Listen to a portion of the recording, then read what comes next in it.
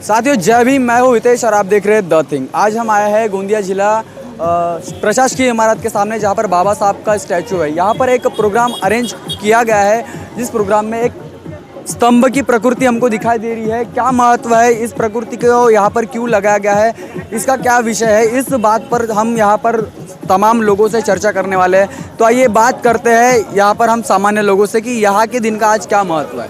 आज के दिन का ऐतिहासिक रूप से काफ़ी अनुसूचित जनजाति और इनके ऐतिहासिक रूप में काफ़ी महत्वपूर्ण दिन है, क्योंकि अनुसूचित जनजाति को काफ़ी वर्षों से, हजारों सालों से उन्हें दबाया कुचला गया है।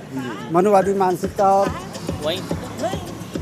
मानसिकता और ब्राह्मणवाद के अंतर्गत और धार्मिक आधार पर उन्हें काफ़ी हजारों साल दबाया गया। और जब यहाँ ब्रिटिश आई तो क्या महत्व है आज के दिन का? महत्व आज जो 1818 में 1 जनवरी में पेशवाई के विरुद्ध ब्रिटिश जो कंपनी थी, ब्रिटिश इंडिया कंपनी, उसके जो महार रेजिमेंट ये था सैनिक, जिसमें मैक्सिमम लोग महार थे, और एक पेशवाई के विरुद्ध जो नदी काट है भीमा कोरेगांव के पास, लगभग पुणे से 40 किलोमीटर अंतराल पर है, उसी जगह एक मनुवादी मानसिकता और जातिवादी ब्राह्मणवादी मानसिकता विरुद्ध एक मानवतावादी मानसिकता के अगेंस्ट एक युद्ध हुआ। और युद्ध में जो हजारों साल से जो जातियाँ दबाई कुचली गई थी, उन्होंने साबित किया कि हम भी लड़ाकू प्रवृत्ति के हैं, और हम इस लड़ाई में उन्होंने एक साबित कर दिया कि वो भी एक योग्यता रखते हैं सभी चीज़ के लिए। बाबा साहब भी भीमा कोरेगांव में जो विजय स्तंभ है, वहाँ पर जाकर के बाबा साहब भी विजय स्तंभ को मान वंदना देते थे। क्या रिलेशन था बाबा साहब का और विजय स्तंभ को मान वंदना देने का, क्या कहना चाहेंगे? जब बाजीराव पेशवा और वहाँ पे जो कामरे जी थे, जो वहाँ का नेतृत्व करते थे जी, उस समय उन्होंने 1927 में बाबा साहब को इन्वाइट किए। और 1927 में बाबा साहब को जब पता चला, कामरे जी के माध्यम से, ऐतिहासिक तथ्यों के माध्यम से और कामरे जी के निमंत्रण पर बाबा साहब उस जगह गए। तब से 1927 से बाबा साहब कंटिन्यू अपने इतिहास को गौरव महसूस करने के लिए और अपने समाज को सामाजिक चेतना निर्माण करने के लिए कंटिन्यू वहाँ गए। जैसा कि बहुत सारे लोग इसको अभी मनुवादी मीडिया, आप टीवी चैनल देखते हैं, उसमें मनुवादी मीडिया जो प्रचार कर रही है भीमा कोरेगांव के बारे में, वो पता है आपको? हाँ, वो तो मनुवादी मानसिकता के अंदर जो क्रांति प्रतिक्रांति चल हाँ, रही है। उनका कहना यह है कि ये जो भीमा कोरेगांव है, ये जो कई लड़ाई जो हम जिसका जिक्र करते हैं, ये लड़ाई हुई नहीं, वो ऐसा प्रचार कर रहे हैं। क्या कहना चाहेंगे इस पर? नहीं, ये तो ऐतिहासिक तथ्य है ना कि ब्रिटिश इंडिया और बाजीराव पेशवा जो पेशवाई थी, उसके अगेंस्ट में ये इनका युद्ध हुआ। ये ऐतिहासिक तथ्य है, इसमें झुटला नहीं सकते। नहीं, वो तो ये कह रहे हैं कि ऐसा कुछ हुआ ही नहीं था, ये तो सिर्फ काल्पनिक घटना हो सकती है। काल्पनिक घटनाएं नहीं है, क्योंकि जो ब्रिटिश आए वो काल्पनिक नहीं थे जी। ब्रिटिश आए, ब्रिटिश में जो सेना में भर्ती होते थे वो शेड्यूल कास्ट के लोग भर्ती होते थे। शेड्यूल कास्ट को सामाजिक दायरे से दूर रखा गया है, छुआछूत और इनसे सामाजिक भेदभाव रखा गया है, और उन्हें मौके का नहीं दिया जाता था, और वो मौका उन्होंने ब्रिटिश आने के बाद मिला है। तो उन्होंने अपने गुणवत्ता का परिचय ब्रिटिश आने के बाद अपनी गुणवत्ता दिखाई है कि हम इतने एबल है कि हर क्षेत्र में हम काबिल हैं। अभी जो है भीमा कोरेगांव को 2 साल पहले वहाँ पर एक दंगा हुआ था, जहाँ पर सामाजिक भाईचारा जो था उसको तोड़ने की कोशिश की गई थी कुछ अराजक तत्वों द्वारा। उस पर आप क्या कहना चाहोगे?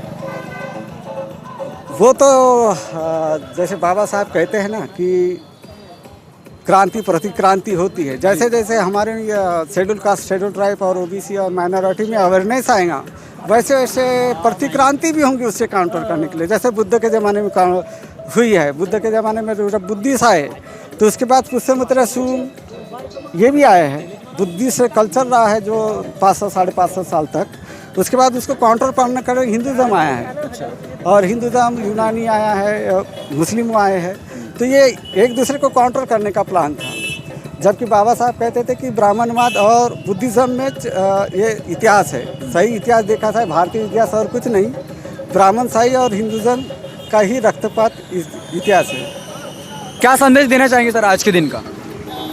आज का दिन का महत्व हमारे समाज में बहुत कम लोगों को जानकार है। बिल्कुल। अब ये कार्यक्रम करने का उद्देश्य हमारा वही था कि लोगों में अवेयरनेस जाए, लोगों को इस दिन का महत्व समझे कि जिस टाइम पे हमारे को संघर्ष करने की ज़रूरत पड़ती थी और हमारा समाज जो एक बैकफुट पे था या बहुत ज़्यादा शोषित पीड़ित था, तो उस टाइम पे कुछ लोगों ने संघर्ष करके इस दिन को ऐतिहासिक बना दिए और उस ऐतिहासिक को बरकरार करने के लिए एक हम लोग जो विचार कर रहे हैं वो लोगों को तक मैसेज पहुंचाने का हमारा सोशल संदेश है कि लोगों तक ये शौर्य दिन का जो मैसेज है वो जाए।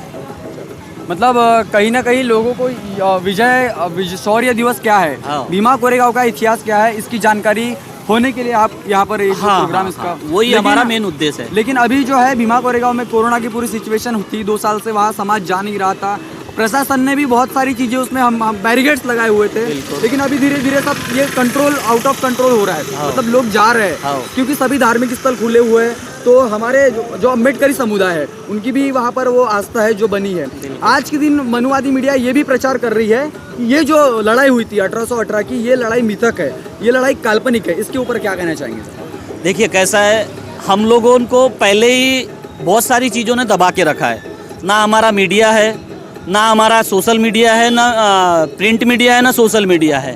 तो हमारे समाज को हमेशा दबा के रखने का काम इन मनुवादी ने किया गया है। अब मनुवादों को हम लोगों को अगर उनसे लड़ाई करना है तो हमारा खुद का है, जैसा आपका थिंक चैनल है, उस चैनल के मार्फत से मैं बताना चाहूँगा कि एक सोशल मीडिया के मार्फत से आप घर घर संदेश पहुंचा सकते हो और जितना ज़्यादा आप संदेश पहुंचाएंगे तो उतना मनुवादी के खिलाफ में हमारा समाज खड़ा होते जाएगा।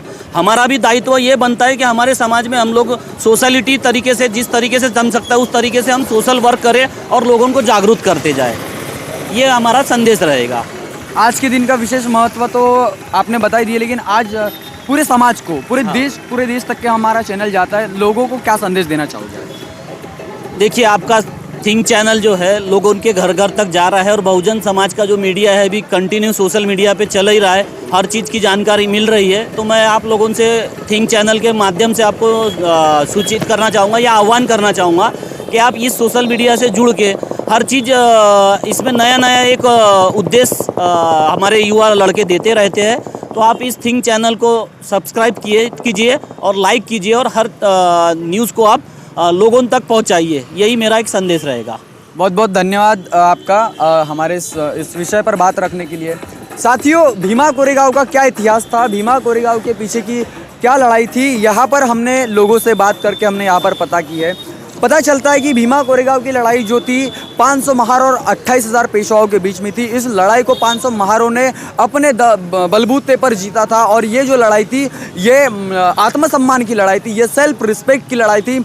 इसमें अपने जी जान और तन मन धन से उन्होंने यहाँ पर वो लड़ाई को जीता था और यहाँ पर जो है एक सामाजिक संदेश दिया था। उसके माध्यम से समाज में 1818 के बाद में जो क्रांति हुई, प्रतिक्रांति हुई, उसके बाद में एजुकेशन का दौर आया, महात्मा फुले आए, महात्मा फुले के बाद में बाबा साहब आए, बाबा साहब वो वहाँ पर गए, उनको प्रेरणा मिली और ये जो पूरा जो हम मामला देखते हैं तो 1818 के बाद में जो क्रांति हुई एजुकेशन में लेकर के, हर चीज़ में लेकर के, तो उसका जो बेनिफिट है महापुरुषों के संघर्षों का, 500 महारों के शूरवीरों का जो उसको बेनिफिशियरी जो समाज है वो आज हम यहाँ पर देख रहे हैं।